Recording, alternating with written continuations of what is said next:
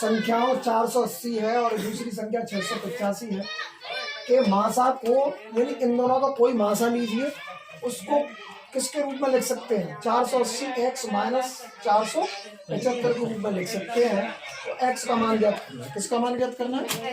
x का।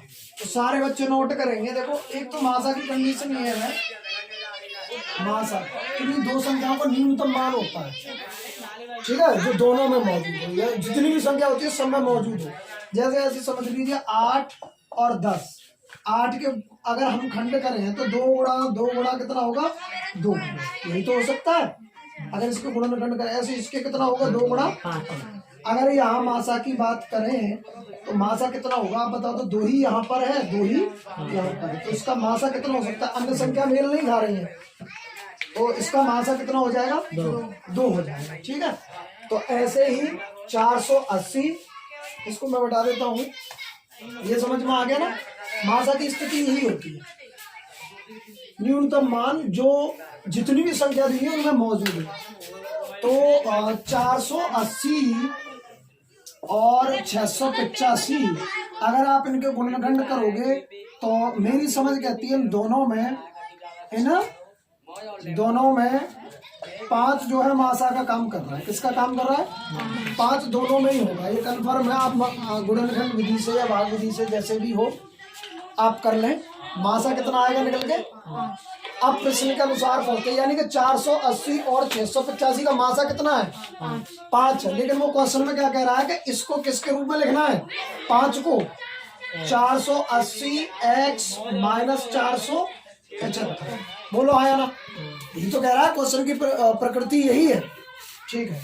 तो हम करते यही काम है क्या कि गिनती वाली संख्या एक तरफ और जो बीजगणित से संबंधित x से संबंधित संख्या है वो एक तरफ। तो 475 इधर माइनस का है, तो इधर 5 के साथ कैसा हो जाएगा? ये प्लस का। कैसा हो जाएगा?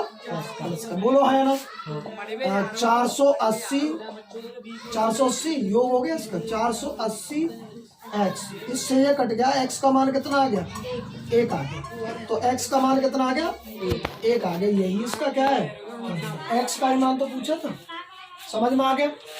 मासा का मतलब है वह न्यूनतम मान जो दोनों में, या जितनी भी पद दिए हो उनमें उन सब में मौजूद हो, वही मासा कहलाता है, ठीक है। लेकिन उसमें कहा था कि इन 2 संख्याएं दी थी। क्या दी थी?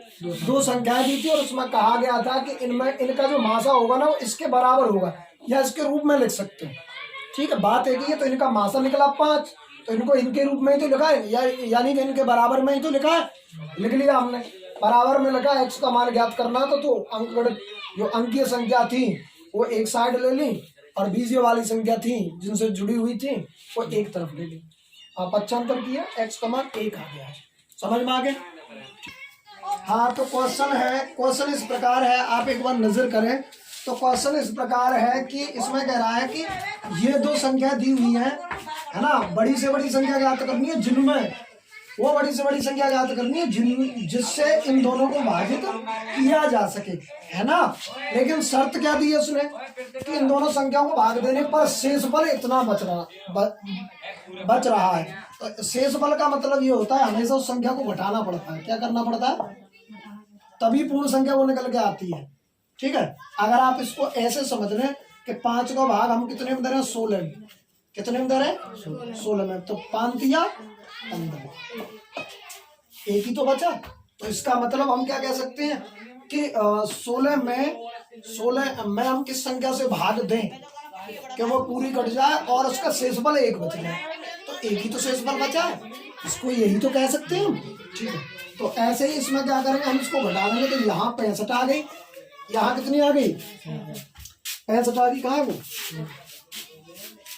यहाँ 65 आ गई। ये समझ में आ गया? हाँ, शेषफल की बात आए ना तो घटा देते हैं। क्या कर देते हैं? क्योंकि वो अधिक तो होती है भाई। अगर ये 15 होती तो शेषफल बचता क्या? तो कहीं ना कहीं ज्यादा होने पर ही तो शेषफल बचता है। इसलिए इसको क्या कर देते हैं हम, ध्यान रखना जब शेष की बात हो तो घटा दीजिएगा संख्या से। तो 65 बचा, और यहाँ से कितना गया? 15 में से 7 और 170। अब ये कह रहा है वहाँ बड़ी से बड़ी संख्या ज्ञात करनी है, ठीक है, जिससे इन दोनों को भाग दिया जा सके। तो भाग जब दोनों के भाग देने की बात आए ना तो वहां पर मासा की स्थिति रहती है बेटा। क्या रहती है? मासा की। अब देखिए तेरह, अगर तेरह के मैं खंड करता हूं तो 5 गुणा 13 होता है। अगर मैं 17 के खंड करता हूं तो कितना हो सकता है? 3 तिया 9 और 9 गुणा 13, 13 नंबर 170 ही तो होता है। देखिए अब दोनों में मौजूद क्या है बताओ आप मुझे? 13। अतः इसका मासा कितना आया? यहाँ पर कह सकते हो वहां बड़ी से बड़ी संख्या कौन सी है? 13 है। समझ में आ गया? ठीक है, तो ये इसका उत्तर हो गया। चलो, तो छोटी छोटी वीडियोस के माध्यम से आपको ये मासा की जो इकाई है वो समझाई जा रही है। बोर्ड के एग्जाम में क्लास 10th के मैथ्स के पेपर में हमेशा इस प्रकार से कोई ना कोई क्वेश्चन आ सकता है। इम्पोर्टेंट है। क्या है ये? इम्पोर्टेंट है। बोलिए हाँ या ना, उतार लीजिए।